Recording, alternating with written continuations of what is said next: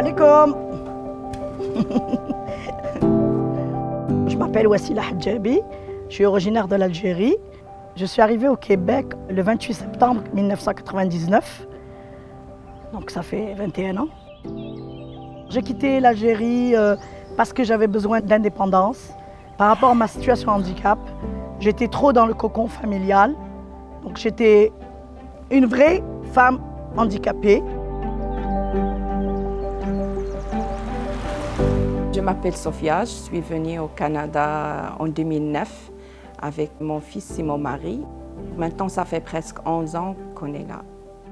J'ai pensé d'ouvrir une garderie pour s'occuper des enfants de quartier et aussi parce que j'ai une fille qui est née avec besoins spéciaux et ça m'a aidé beaucoup de prendre soin d'elle aussi.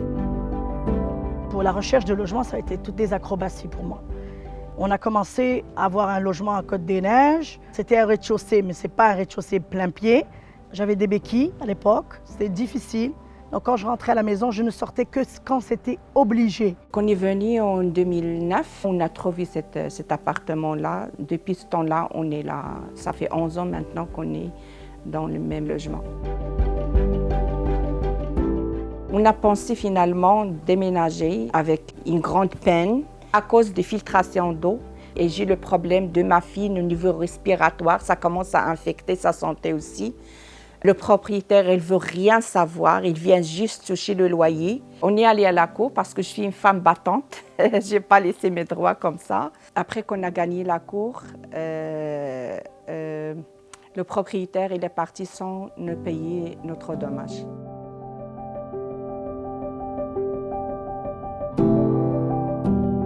On a cherché un logement plus accessible.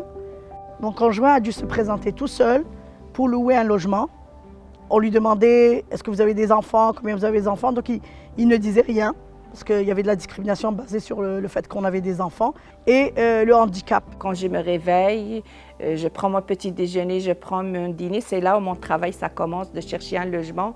J'ai fait une grande liste. Parfois, on visite 2 logements par jour pour trouver un logement qui nous va et aussi un logement où on peut vivre tranquillement. Je me suis inscrite pour avoir un HLM. C'est resté pendant 10 ans comme ça.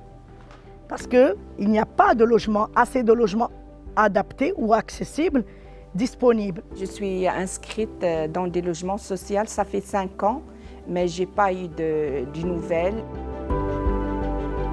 L'injustice vient me chercher.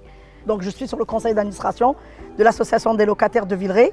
Pour les personnes en situation de handicap ne soient pas oubliées, pour les personnes et les familles immigrantes ne soient pas oubliées, notamment les femmes immigrantes.